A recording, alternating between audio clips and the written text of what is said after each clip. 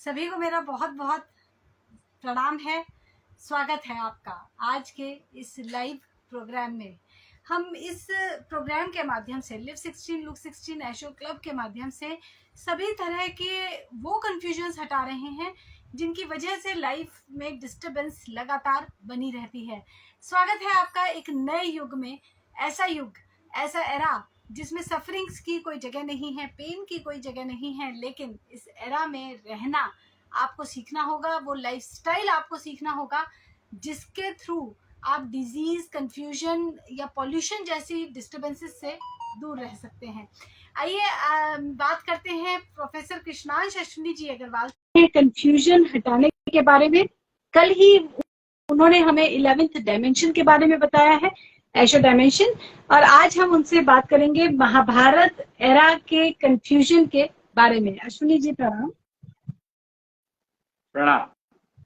महाभारत जो कि हमारे भारत का एक ऐसा इतिहास है, पूरे विश्व का एक ऐसा इतिहास है जिस पर आधारित ही आज की ये दुनिया खड़ी है। वो सभी रेफरेंसेस सेट किए गए महाभारत के दौरान जो आज भी फॉलो किए जाते हैं, चाहे गुरुकुल परंपरा हो, चाहे युद्ध करने की एक परंपरा हो, या स्त्रियों के अगेंस्ट होने वाले क्राइम्स हो, या डिससेटिस्फाइड विमेन हो।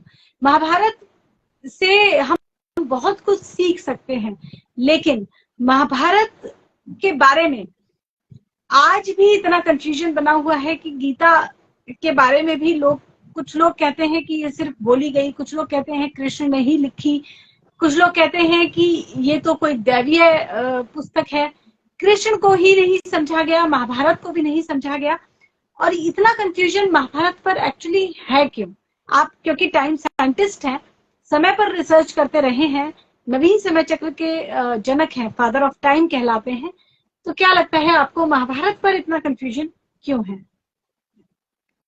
जी देखो, आज का दिन बहुत ही महत्वपूर्ण दिन है। आज है 24 अगस्त 2023 और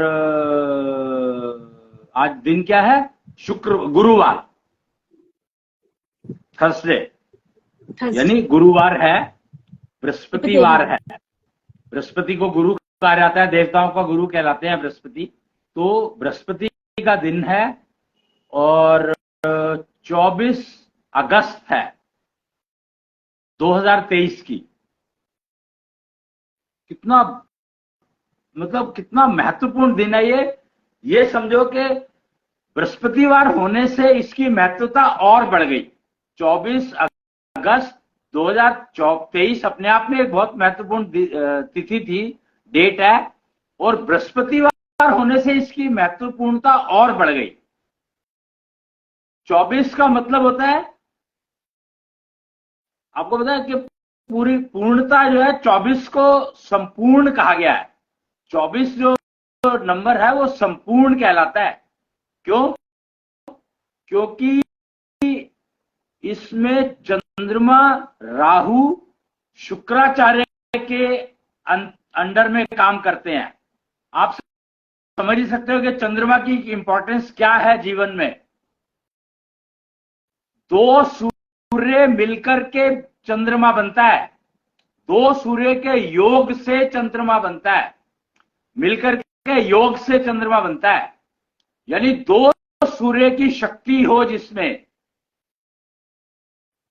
और राहु वो एक कैरेक्टर है जो इसको भी ग्रहण लगा सकता है।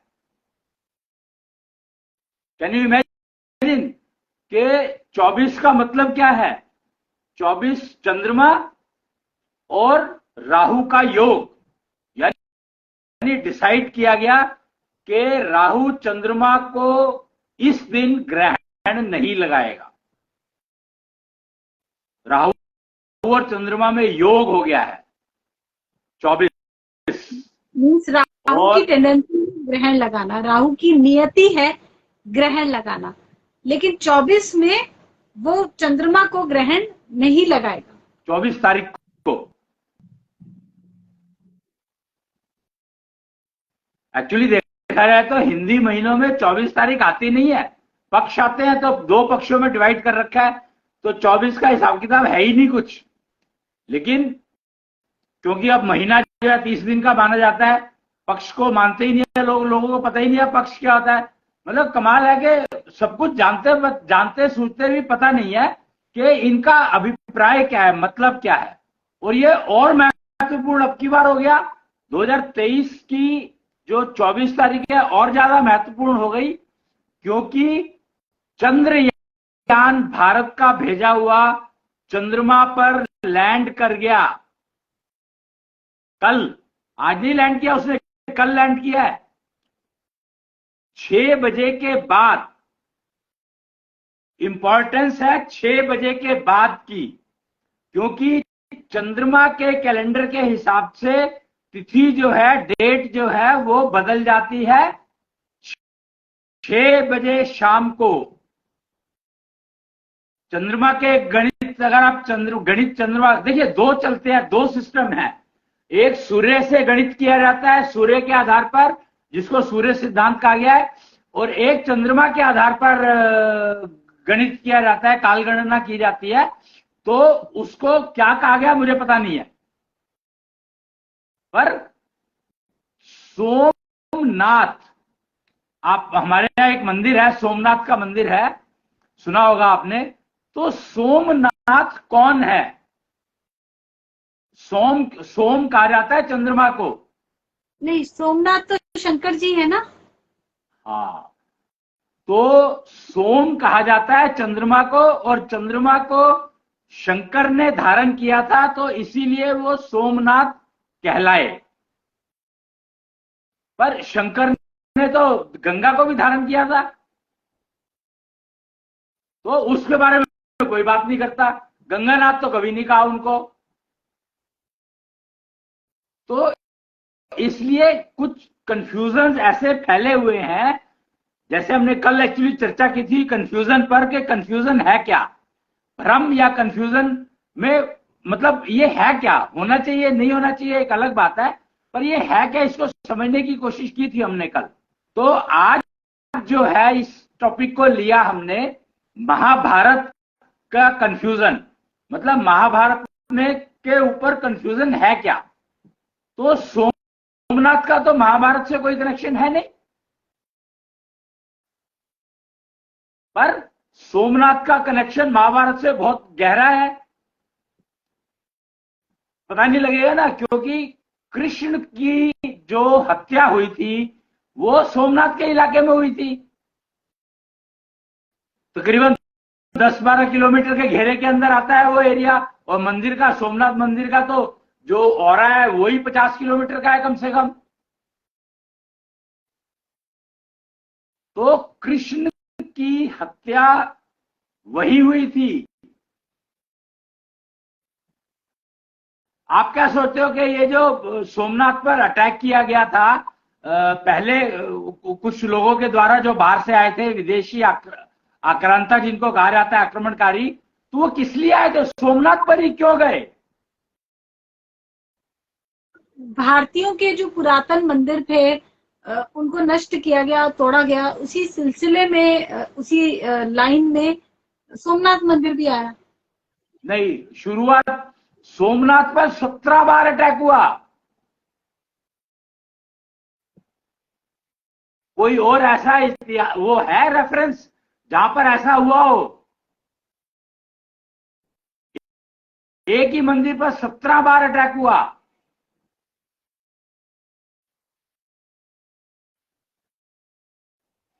तो वो खोज करने आते थे कृष्ण के चक्र की, कृष्ण के ट्रेसिस की। सोमनाथ मंदिर तो वो लूटते थे, क्योंकि हर खोज के लिए धन चाहिए, उनके पास धन नहीं था, तो वो धन लूट करके ले जाते थे वहां से।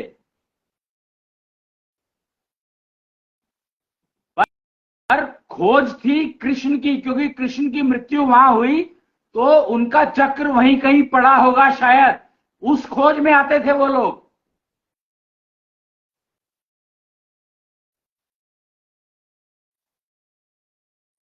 जो कारण, मैं कंफ्यूजन, महाभारत के कंफ्यूजन के ऊपर हम लोग चर्चा कर रहे हैं, और आज का दिन चुना गया शुरू करने के लिए इसको, क्योंकि आज का दिन बहुत महत्वपूर्ण है। आज के दिन छठी हुई है अंबा की। आज हम जब डेट को एनालाइज करते हैं 24 अगस्त 2023, तो ये भी 6, 8 और 7 बनता है, 687 जो आज की डेट है। 687, हाँ, तो कुच्छल एंटीना जो है वो 687 ही को तो रिप्रेजेंट करता है।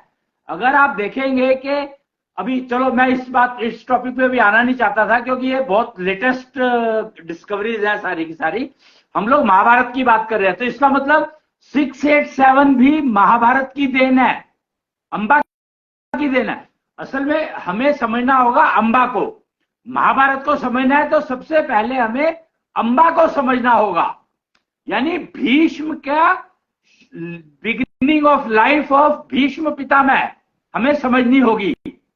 गंगा के पुत्र कहलाते थे, तो गंगा के पुत्र भीष्म थे और गंगा ने अपने पहले 7 पुत्रों को बहा दिया था नदी में।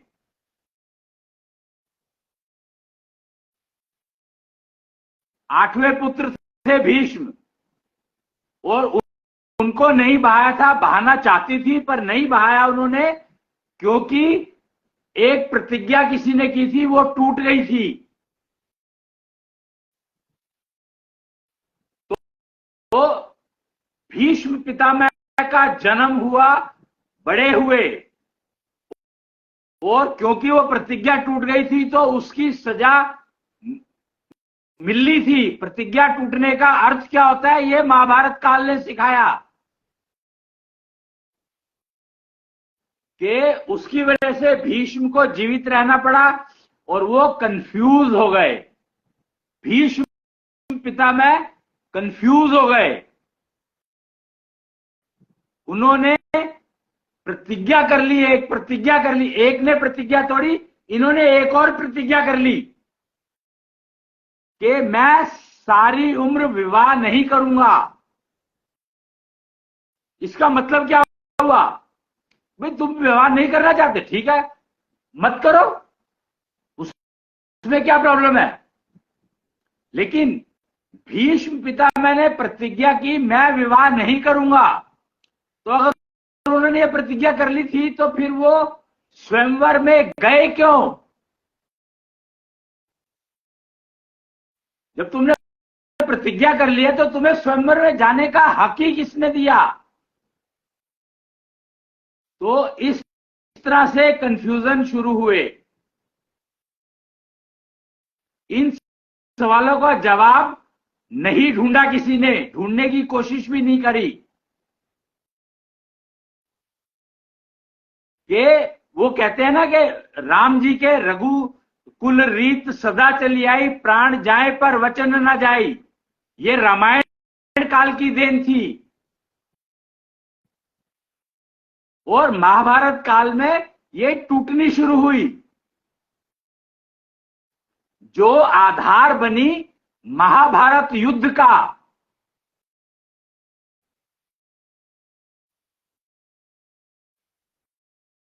तो बात समझने की है कि अगर भीष्म मान लो उस स्वयंवर में नहीं जाते तो क्या महाभारत होती?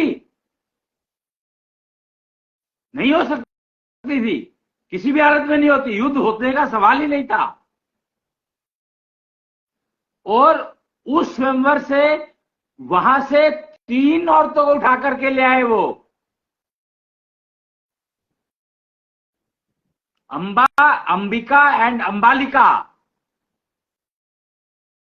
क्यों लेकर के आए? 3 को क्या जरूरत थी लाने की? और जबकि उन्होंने विवाह करना ही नहीं था तो उनको जाना ही नहीं चाहिए था हिसाब से तो।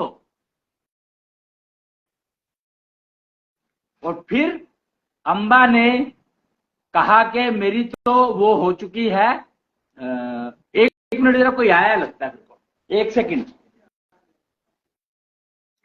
हाँ जी, तो अंबा ने कहा कि मैंने तो पहले ही किसी का वरण कर लिया,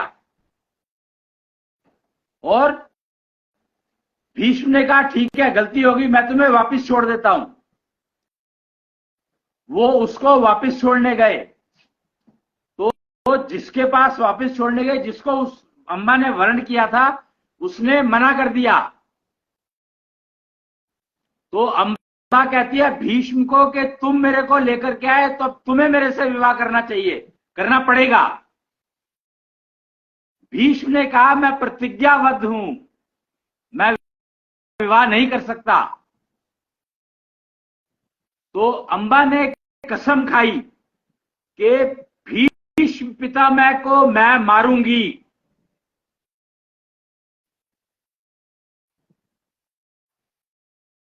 पर ऐसे ही नहीं मारूंगी। भाई अगर एक बात सोचो कि अगर किसी ने डिसाइड कर लिया किसी को मारना है, तो चुपचाप जाके कोई स्कीम बना करके और उसको माराएगा।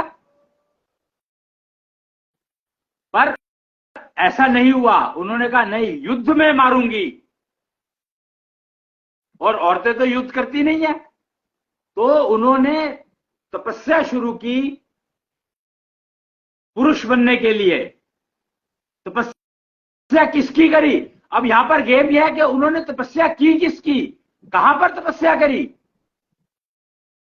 तो उन्होंने जो स्थान चुना तपस्या करने के लिए, वही स्थान है अंबाला, जिसको आज हम अंबाला के नाम से जानते हैं।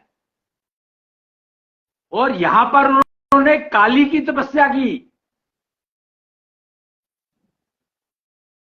क्योंकि युद्ध में युद्ध करना था, युद्ध के लिए वो पुरुष तत्व प्राप्त करना चाहती थी। तो युद्ध करने के लिए काली के अलावा और किसी की तपस्या संभव ही नहीं है। तो उन्होंने काली की तपस्या की, और काली का कुछ अंश उसको प्राप्त होना शुरू हुआ, तो शिव तत्व उनको मिलने लगा काली के माध्यम से, क्योंकि काली भी महाकाली बनी थी शिव की शक्ति से। अगर आप देखेंगे तो काली, महाकाली के पैरों में शिव लेटे हुए हैं। शिव शव बनकर लेट जाते हैं और अपनी सारी शक्ति काली को दे देते हैं, तो वो महाकाली बन जाती है। और ये फैक्ट है, सबको पता है ये चीजें। मेरे ख्याल से किसी भी आप पंडित जी को पूछेंगे जो महाकाली के मंदिर में तपस्या या वो बैठते हैं, करते हैं, चर्चा करते हैं, बातचीत करते हैं, समझते हैं, तो उन सबको ये बात मालूम है। बल्कि सारी मूर्तियों में देखोगे तो आपको मिल जाएंगी। तो काली को, अंबा को शिव तत्व की प्राप्ति होनी शुरू हुई,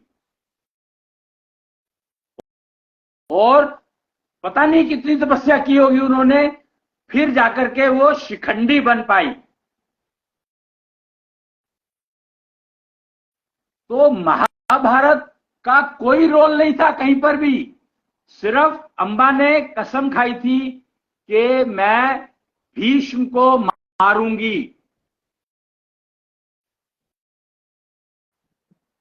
अब देखो, क्योंकि वो जो विवाह हुआ था वो था किडनैप करके लाए थे, मतलब भीष्म पितामह 3 को उठा करके ले आए थे, फिर उनका विवाह किया भाइयों से। तो उसके बाद जो जनरेशन नेक्स्ट आई, वो कितनी कंफ्यूज थी कि भाइयों भाइयों में लड़ाई हुई। दुर्योधन और कौरव और पांडव दो अलग अलग सेक्शन बन गए, और उनमें युद्ध होना तय हो गया। तो ये सब एक वचन को तोड़ने का नतीजा है।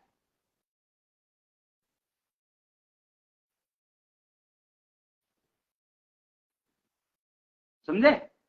तो इसलिए महाभारत को हमें समझना ही पड़ेगा, और रामायण को समझना ही पड़ेगा। वचन तोड़ देना और वचन तोड़ना, और उसके परिणाम क्या क्या हो सकते हैं, ये दोनों चीजें बता रही हैं। पूरा का पूरा हर चीज, पूरा पूर्ण ज्ञान दिया जा रहा है, हर चीज बताई जा रही है, पर हम समझ नहीं पा रहे। क्यों नहीं समझ पा रहे? क्योंकि हमें अपने गुरु, जो बताने वाले गुरु हैं, उनकी पहचान नहीं रही। भारत को विश्व गुरु कहा गया है, भारत को विश्व गुरु कहा गया है। तो इसका मतलब क्या हुआ? भारत अगर विश्व गुरु है तो इसका मतलब भारत जैसे और भी बहुत सारे राष्ट्र होंगे।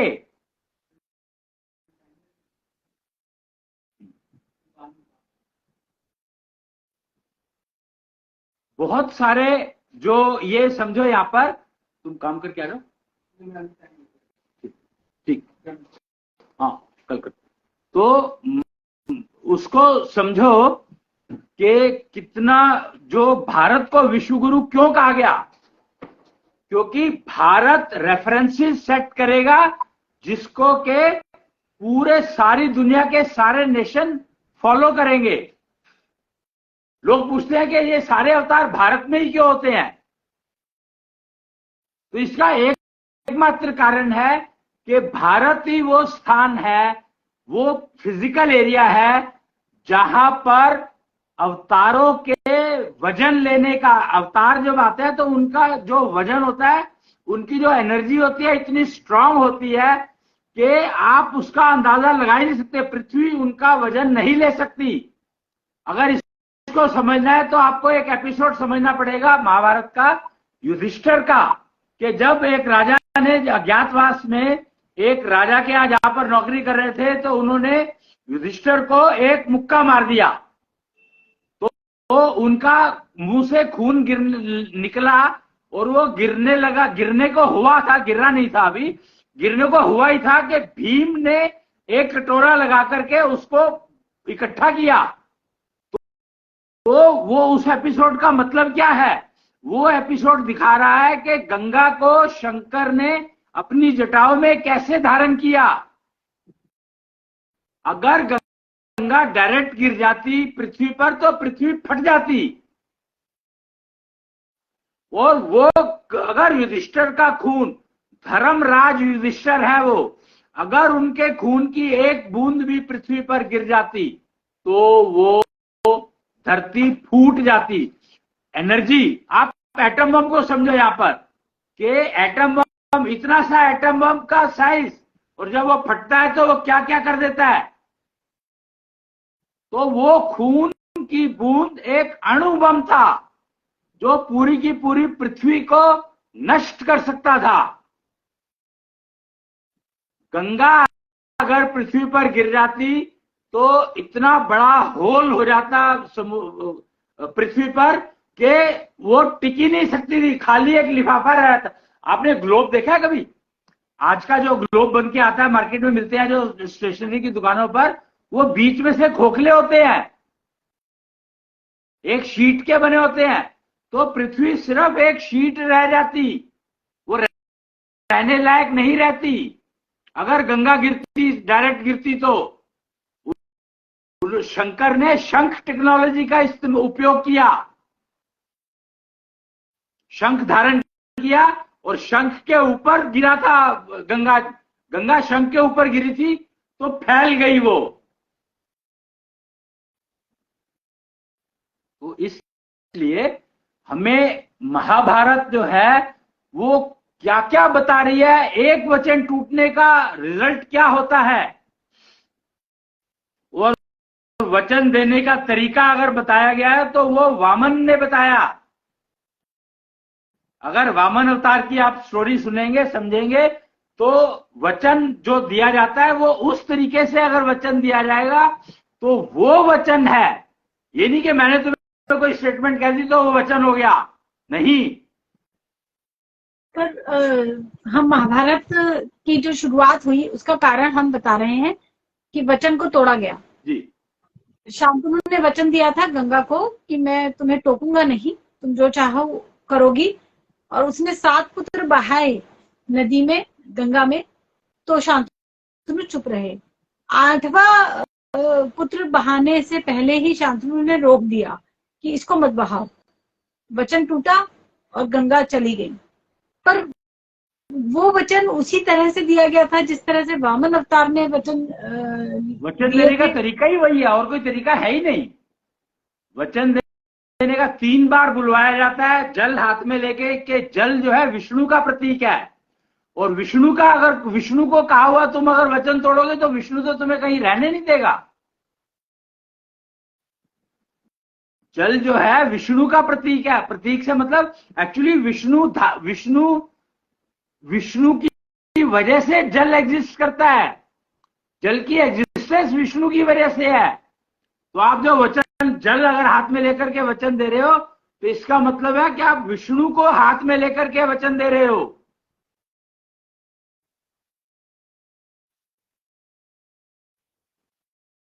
तो इसीलिए वामन अवतार में वामन विष्णु ने ही दिखाया था कि वचन ऐसे दिया जाता है। जी। तो बात हो रही है महाभारत पर कंफ्यूजन की, तो हमें ये बात समझ आती है कि वचन का टूटना ही कारण बना, बीज बना महाभारत का। अब यहाँ पर एक बात समझने नहीं, एक बहुत इंपॉर्टेंट, ये तो एक चीज दिखाई दे रही है पर सबसे इंपॉर्टेंट चीज क्या है इसमें, एक बहुत इंपॉर्टेंट मैसेज है इसके अंदर कि पत्नी को दिया हुआ वचन, पत्नी को वचन दिया था आपने, वो वचन तोड़ा तो पत्नी तो चली गई, तुम्हारी पत्नी तुम्हें छोड़कर चली गई।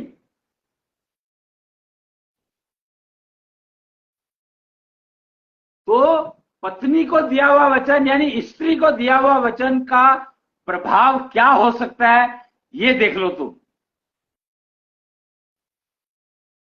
स्त्री जो है पुरुष के मुकाबले में 9 गुना ज्यादा मेंटल वेल्थ लेकर आती है। मानसिक शक्ति उसकी 9 गुना ज्यादा होती है।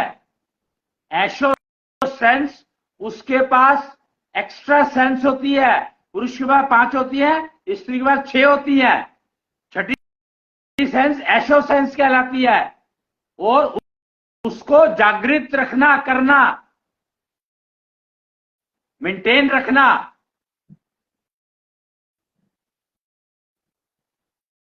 तो जो बता रहा था कि हर बार आप पुरुष ने स्त्री को नुकसान पहुंचाया और उसी का नुकसान पुरुष को उठाना पड़ा और तकरीबन या तो बीमार रहा या दुनिया छोड़ दी, मरना पड़ा उसको, अकाल मृत्यु को प्राप्त करना पड़ा।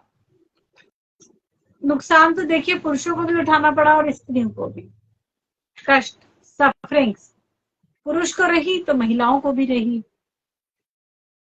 कारण इसका कंफ्यूजन रहा, ये कहा जा सकता है। नहीं, मैं यहां पर एक करेक्शन करना चाहूंगा कि सफर स्त्रियों ने कैसे करा, ये बताओ मेरे को। Give me one reason. यहां पर तो स्त्रियों ने तो एक्चुअली सफर किया ही नहीं। उन्होंने सफर करना तब शुरू किया, मैं बता रहा हूं, उन्होंने सफर करना तब शुरू किया जब उनको अपनी ऐशो सेंस को पता ही नहीं लगा उनको कि ये भी मेरे पास है और इसको मुझे मेंटेन करना है, जागृत रखना है। अश्विनी जी, अगर स्त्रियों ने सफर ना किया होता तो पार्वती को हवन कुंड में कूदने की जरूरत नहीं थी।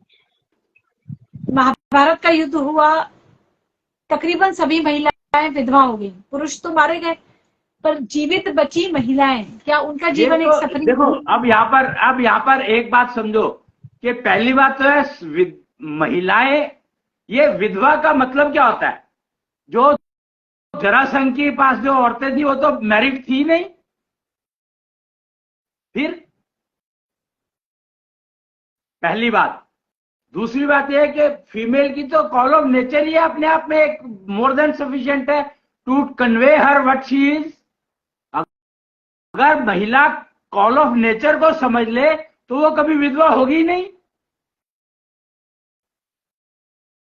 यही प्रॉब्लम है कि क्योंकि हमने अपनी ऐशो सेंस को नहीं समझा तो हमें पता ही नहीं है कि हम जो है, महिला तो कभी विधवा हो ही नहीं सकती। तो ये सारे कंफ्यूजन तभी आए जब महिला ने अपनी ऐशो निधि यानी जो मेंटल वेल्थ है उसको समझना छोड़ दिया। आप देखो ना कि अंबा ने अपनी मेंटल वेल्थ का यूज करके तो अपने आप को काली की तपस्या करनी शुरू की। शिखंडी कैसे बन गई वो? तो मेंटल वेल्थ का जो जो तुम्हारे पास ऑलरेडी है, बाय बर्थ है, बाय जेंडर है, उसका आपने उपयोग करना छोड़ दिया तो फिर तो आपको प्रॉब्लम होगी ही ना। तो you are suffering because you didn't learn to handle your call of nature. Calls of nature को अगर तुम समझते तो तुम्हारे सफरिंग का कोई सवाल ही नहीं उठता। कोई फीमेल कभी सफर कर ही नहीं सकती अगर वो अपने कॉल ऑफ नेचर को ठीक से हैंडल करना सीख ले, अपनी ऐशोनिधि को मेंटेन कर ले। तो विधवा होना का तो सवाल ही कहीं नहीं है, दूर दूर तक कोई प्रश्न ही नहीं है। ये सिर्फ कंफ्यूजन के कारण ये हालत हो गई है कि आज फीमेल सबसे ज्यादा सफर कर रही है और मेल का तो पता ही नहीं है क्या कर रहा है वो क्या नहीं कर रहा है, क्योंकि माँ को पहला गुरु कहा गया है और माँ ने जो सिखाया मेल उसी के हिसाब से चल रहा है। तो सुसाइड बॉम्बर बन रहे हैं मेल कि माँ ने मुझे यही सिखाया, भैया तुझे मरना है तो बम लगा के मर जा। इसलिए बात को समझो, महाभारत के को कंफ्यूजन्स को हटाना ही पड़ेगा। और आज का दिन बेस्ट दिन है शुरू करने के लिए इस काम को, क्योंकि अंबा जो है अब ऐशो सभ्यता की केयर टेकर है और उनका नया नाम पड़ा है यशोदा। आपको अगर पता हो कि यशोदा एक वो थी जिन्होंने कृष्ण को पाला था, जन्म नहीं दिया था। तो अंबा जो कि जिनकी वजह से महाभारत हुई, बीज डला, मतलब महाभारत का बीज अंबा ने डाला। तो महाभारत हो चुकी है पूर्ण। और अभी जो 19 तारीख 16 तारीख को राजसूय यज्ञ खत्म हुआ था, 19 तारीख को अंबा की मुक्ति हुई है, पुनर्जन्म हुआ है। और ऐशो सभ्यता आ चुकी थी 2006 से। तो अब ऐशो सभ्यता को पालने का काम अंबा करेंगी और उनको नया नाम मिला है यशोदा। यशोदा थी, यशोदा और ऐशो सभ्यता का एक कॉम्बिनेशन करके ऐशोधा नया नाम मिला है। अंबा को अब नया नाम मिला है, आज छठी है, आज के दिन ऐशोधा। तो आज से ऐशो सभ्यता को पालने का काम अंबा करेंगी। अब देखते हैं वो कहां पर बैठेंगी। जी अश्विनी जी, आप अभी ऐशो सेंस अवेकनिंग के बारे में कुछ बात कर रहे थे, ये क्या है? ऐशो फीमेल को 6 सेंसेस मिली है ना, जिसको 6 सेंस कहा गया है। जब वो अवेकनिंग की तरफ चल देती है, जब उसको जागृत कर रखने का काम और मेंटेन करने का काम शुरू कर देते हो, तो वो ऐशो सेंस बन जाती है।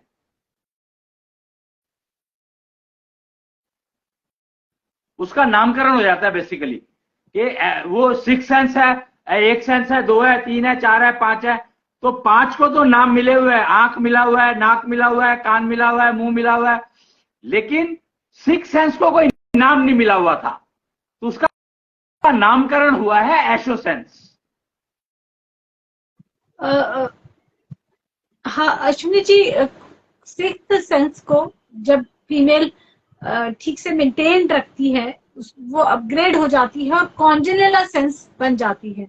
ऐसा हमने सुना है कि कॉन्जेनिटल सेंस अगर फीमेल की है तो वो अपने अगेंस्ट होने वाले सभी क्राइम्स को रोक सकती है, पहले से उसे समझ आ जाएगा कि मेरे अगेंस्ट क्राइम हुआ। करेक्ट। ऐशो सेंस और कॉन्जेनिटल सेंस एक ही है? नहीं, एक्चुअली ऐशो सेंस ही कॉन्जेनिटल सेंस बनती है। कॉन्जेनिटल सेंस का मतलब है कि वो सेंस जो यूज करी जाती है फीमेल के द्वारा to give protection to family members and society.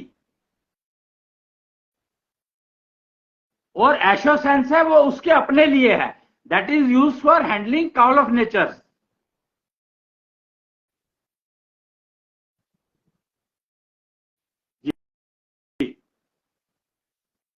Basically, Aisho sense is about maintaining her own self actually, maintaining her confidence and everything. True. तो अब ये जो मतलब इसको ये समझो कि एशो सेंस अगर अंबा की ठीक होती तो किसी भी कंडीशन में भीष्म उसको ले जा नहीं सकता था। जी, यानी कि जो क्राइम हुआ अंबा के अगेंस्ट, उसको किडनैप कर लिया गया, वो भी ऐसे पुरुष के द्वारा जिसको विवाह करना ही नहीं था।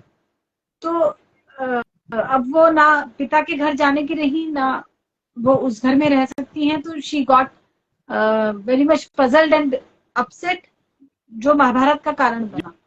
अब अश्विनी जी, महाभारत तो हो गई, अंबा ने बीज डाले, जो भी कारण बना, महाभारत हो गई। आज का जो ये युग है, जो एरा है, वो कंप्लीटली महाभारत की बनाई हुई नींव पर ही खड़ा है, उन रेफरेंसेस पर ही खड़ा है जो महाभारत के टाइम में सेट हुए। अपने आप को माइटी प्रूव करना, सुप्रीम प्रूव करना, and all kind of cheating and युद्ध, किसी भी तरह से युद्ध, ये ही आज के इस एरा को डिफाइन करता है। जो करता था, देखिए ये करता था कहो यहाँ पर तो बेटर है, बिकॉज महाभारत की राजसूय यज्ञ समाप्त हुआ 16 तारीख को, और भारत ने अपने आप को फिर से विश्व गुरु पद पर स्थापित करके दिखा दिया, चंद्रयान को चंद्रमा पे उतारने से।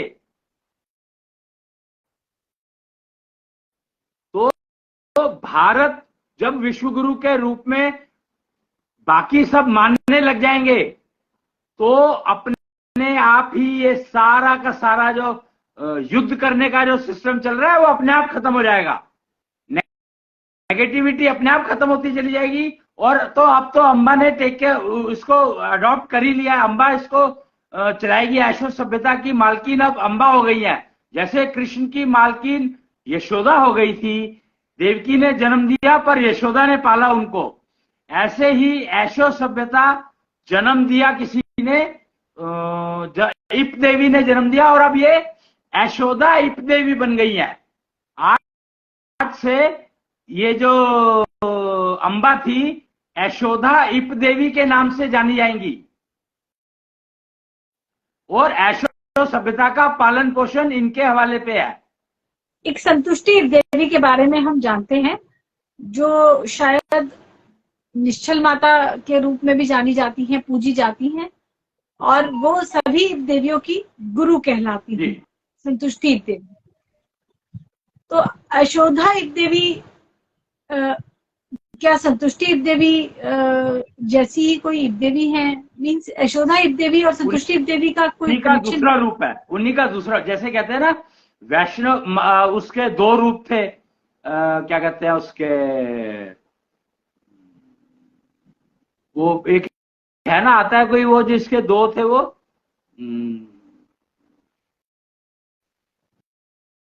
कोई एक तो थी ना जिसके एक श्वेत रूप था, एक काली रूप था, कुछ तो है, तारा शायद थी वो, तारा और काली दोनों एक ही सिक्के के दो पहलू है। तो ये एक ही क्वाइन की दो साइड्स है, समझ लो।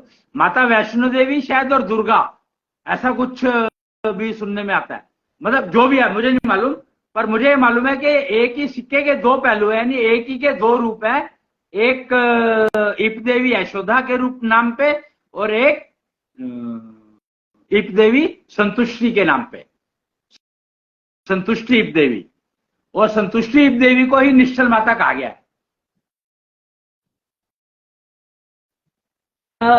तो अश्विनी जी, अब यशोदा इप देवी आ चुकी हैं, एशो सिविलाइजेशन की ये केयरटेकर हैं, और अब नए रेफरेंसेस वो सेट होने शुरू होंगे जिनसे हम एक, सॉरी अगेन, रेफरेंसेस सारे सेट कर दिए जा चुके हैं संतुष्टि इप देवी द्वारा और कृष्णाश द्वारा, वो सारे रेफरेंसेस सब सेट हो चुके हैं।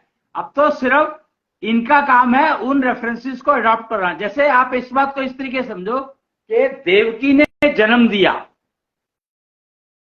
तो ऐसे ही कृष्णांश और इप देवी, संतुष्टि इप देवी ने ऐशो सभ्यता को जन्म दिया,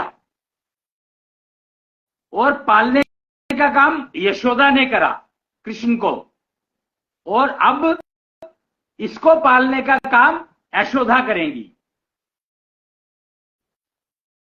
जी। और यशोदा की यशो सेंस अवेकेंड है, जागृत अवस्था में है यशो सेंस। यशोदा इप देवी की पूजा करोगे विधिवत तो आपको आपकी यशो सेंस को मेंटेन करने में लाभ मिलेगा। यशोदा इप देवी की पूजा जो है करने से आपको आप फीमेल्स को सिक्स सेंस में उनकी यशो सेंस को कॉन्जुगल सेंस में बदलने के लिए आशीर्वाद मिलेगा, ब्लेसिंग्स मिलेंगी। जी। तो यानी कि यशोदा इप देवी की पूजा महिलाओं के लिए बहुत जरूरी है। दोनों के लिए, पुरुषों के लिए भी है वैसे तो, पर महिलाओं के लिए तो उनकी सिक्स सेंस के लिए है, यशो सेंस के लिए है। और पुरुषों के लिए क्या है, पुरुषों को महिलाओं की जो यशो सेंस है उसका सबसे ज्यादा लाभ पुरुषों को ही मिलता है, क्योंकि परिवार को मिलता है। परिवार अगर सुरक्षित है, आप एक बात देखो कि जिस घर में परिवार सुरक्षित है, पुरुष को परिवार की चिंता नहीं है, तो वो पुरुष अपने काम में हमेशा कामयाब रहता है। तभी ये कहा गया है कि हर सक्सेसफुल पुरुष के पीछे किसी नारी का हाथ है। तो ये इसी बात के लिए कही गई है कि जिस नारी ने अपना घर अच्छे से संभाल लिया, यानी पुरुष को चिंता नहीं रही, तो वो आदमी अपना जीवन में 100% सक्सेसफुल होगा ही होगा। तो इसलिए पुरुषों को ब्लेसिंग मिलती है अपनी पत्नी पर भरोसा करने की, विश्वास करने के लिए। जी। यानी सिक्स सेंस जो मैसेज दे रही है पत्नी की, वो सिक्स सेंस का मैसेज पुरुषों को समझ में आने लगे। अभी क्या होता है कि स्त्री की सिक्स सेंस ने काम किया, स्त्री को ही नहीं पता कि उसने क्या कहा, क्या सिक्स सेंस कह रही है या क्या आ रहा है, उसको पता ही। अभी तो सिचुएशन ये हो चुकी है कि सिक्स सेंस तो है क्या यही नहीं मालूम किसी को, उसका पर्पस क्या है और है भी कि नहीं। अब तो अभी तो ये सिचुएशन है कंफ्यूजन की कि सिक्स सेंस है भी कि नहीं है, या पुरुषों में भी होती है स्त्रियों में, इसी बात पे डिबेट चल रही है। जबकि six sense is only available with female gender, physical female gender, it is a physical component. जी। तो फीमेल की सिक्स्थ सेंस जो कि अवेकिंग होके यशो सेंस बन सकती है, और ये यशोदा इप देवी की पूजा से पॉसिबल हो सकेगा, जो कि अम्बा का री इनकारनेटेड रूप है, नया रूप है अम्बा का। And she is the taker of यशो सिविलाइजेशन, जिसका जन्म हुआ था साल 2006 में। कृष्णांश और संतुष्टि देवी ने जन्म दिया था यशो सिविलाइजेशन को। तो अश्विनी जी, अम्बा यहाँ पर मैं एक स्टेटमेंट और कहना चाहूंगा कि दक्षिण्य संवत्सर उस दिन से शुरू हुआ था जिस दिन यशो सभ्यता का जन्म हुआ था। तो दक्षिण्य संवत्सर आप जहां पर भी देखेंगे तो वो समझो वो यशो सभ्यता का प्रतीक है। जी। यशो सभ्यता का प्रतीक हो गया दक्षिण्य संवत्सर, जिसका अब 17वां भ्रमण चल रहा है और 18वां शुरू होना है 12 सितंबर को। वो आप देख सकते हैं हिसाब लगा करके, क्योंकि वो तो गणित है, तो गणित तो पता लग जाएगा। ठीक है जी। तो अश्विनी जी, कल आपने 11th डायमेंशन के बारे में बात की है, यशो डायमेंशन के बारे में आपने बताया है कि कंफ्यूजन से बाहर आने के लिए यशो डायमेंशन इज द वन। हमें अपने आप के भीतर जाना सीखना होगा, that is the 11th dimension, जिसके बारे में आप कल बता रहे थे। तो यशो डायमेंशन में जाने के लिए क्या हमें यशो सेंस का कुछ हेल्प मिलता है? यशोदा इप देवी की पूजा से कुछ बेनिफिट मिलता है? यशो सेंस, एक्चुअली यशो सेंस जो है वो ही यशो डायमेंशन है। मतलब यशो डायमेंशन की ही जो है दिखा रही है एशोसेंस। एशो डायमेंशन के बिना एशोसेंस पे जा ही नहीं सकते आप। एक्चुअली एशो डायमेंशन का ज्ञान नहीं था, इसीलिए एशोसेंस, ये एशोसेंस या सिक्स सेंस के ऊपर इतने सारे सवाल थे। तो एशो डायमेंशन की वजह से ही, एशो डायमेंशन के रास्ते पर चलकर ही आपको एशो सेंस काम करेगी। एशो डायमेंशन के थ्रू ही एशो सेंस काम करती है। जी। तो अश्विनी जी, अब सारे प्रोसीजर्स हमारे पास अवेलेबल हैं अपनी एशो सेंस को अवेकन करने के लिए या एशो सिविलाइजेशन को समझने के लिए, व्हाटएवर इज नीडेड। तो इसके अलावा आज का ये जो स्पेशल दिन है 24 अगस्त 2023, आप कोई और मैसेज ह्यूमैनिटी को देना चाहते हैं अबाउट द न्यू बिगनिंग, जो कि टेक्निकली देखें तो आज से शुरू हुई है एशो सेंस अवेकनिंग के इस एरा से। इसके अलावा क्या कोई मैसेज आप सोसाइटी को देना चाहते हैं? सोसाइटी को मैसेज तो एक ये समझ लें कि अब युद्ध का समय खत्म हो चुका है, युद्ध की जरूरत है नहीं। हमें sustainable source resources for energy are permanent available now. आपको अपने अंदर सस्टेनेबिलिटी के लिए सस्टेनेबल एनर्जी के लिए इंसान को क्या करना है, वो सारे सिस्टम अब अवेलेबल हैं, उपलब्ध हैं ऑलरेडी। सिर्फ आपको उनके प्रोसीजर्स को यूज करके सस्टेनेबल सोर्स ऑफ एनर्जी को अपने अंदर जागृत करना है, और फिर आप लिव 16 लुक 16, यानी 16 के रहो 16 के दिखो, वो प्राप्त कर सकते हो। आप कभी एजिंग आपको होगी नहीं। अगर आप सस्टेनेबल रिसोर्सेज ऑफ एनर्जी को अपने अंदर जागृत कर लेते हैं तो आपको कभी भी नेवर एवर एजिंग नहीं आएगी। तो इसलिए आज के बाद से हम लोग, आज से हमने शुरुआत कर दिया, तो हम लोग महाभारत के जो बाकी कंफ्यूजन हैं उनके ऊपर चर्चा करके और बताने की कोशिश करेंगे कि वो क्या क्या एग्जिस्ट करते हैं, जिससे कि आप उनसे निकल सको। जी। तो आज हमने एक कंफ्यूजन पे ये बात की, प्राण जाए पर वचन ना जाए, जो रामायण में बताया गया उसी को तोड़ने का रिजल्ट हुआ, उसी को छोड़ने का रिजल्ट हुआ महाभारत का युद्ध। जी। और आगे हम आपसे डिस्कशन इन सब्जेक्ट्स पे करते रहेंगे। Sustainable sources of energy are within us, just we will have to learn. नहीं, they are not within us. Sorry. See, they are not within us. We have receivers. Our body is a receiver, and we have to receive those energies from the atmosphere, from the universe. And universe is sun, moon, planets, nakshatras, stars, trees, पेड़ पौधे, हर चीज, everything is giving energy, but some are giving positive, some are giving negative. So we have to ensure that and negative energy does not disturb us, and positive energy we are able to receive to reduce or minimize the side effects of the energy received by us. So हमें अपने आप को तैयार करना है। मैं senses की बात कर रहा हूं। I have always been talking about senses because they are receiving the signals. So these 6 senses for female. Ji senses are sensors. Yeah. So we have sensors. We have to ensure that we keep receiving the natural energies within us to keep ourselves sustainable. Sustainable का मतलब ही एक है, इसको आज आप अच्छे से समझ लो। सस्टेनेबल का मतलब है लिव 16 लुक 16।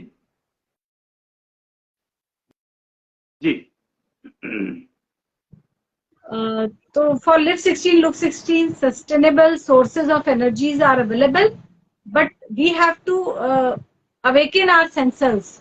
हमारे सेंसर्स ही रिसीव करेंगे, and we have to also ensure कि नेगेटिव एनर्जी हम रिसीव ना करें। इट्स नॉट जस्ट दैट कि जो भी एनर्जी आ रही है वो हमारे लिए यूजफुल है।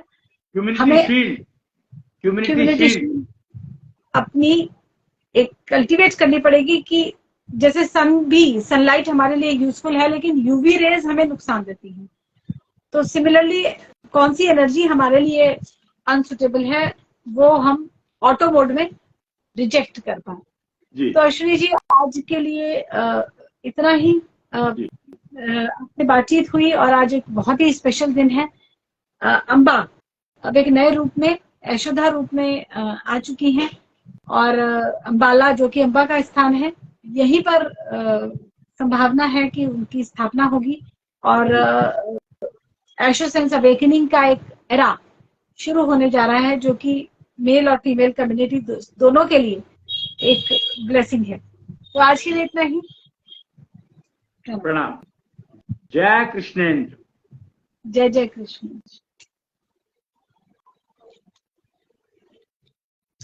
24 अगस्त 2023 इतिहास में ये तिथि अपने आप में विशेषता लिए हुए है, क्योंकि एशो सिविलाइजेशन को आज मिली है एक नई केयरटेकर, जिसका एशो सिविलाइजेशन का जन्म हुआ था कृष्णांश और संतुष्टि देवी के द्वारा साल 2006 में। अब यशोदा इसकी टेक केयर करेंगी, और यशोदा अम्बा का ही कलयुगी रूप है, जो कि सूत्रधार बनी थी महाभारत के युद्ध का। महाभारत के कंफ्यूजन हटाने का काम कर रहे हैं अश्विनी जी, जिनके बारे में सिलसिलेवार इस प्रोग्राम में बातचीत होती रहेगी। मैं हूं कृष्णिका निधि कंसल। आप देख रहे थे लिव 16 एशो क्लब की तरफ से ये विशेष प्रोग्राम, जिसमें आप सुन पा रहे थे प्रोफेसर अश्विनी जी अग्रवाल को, जो कि एक टाइम साइंटिस्ट है। प्रणाम सभी को।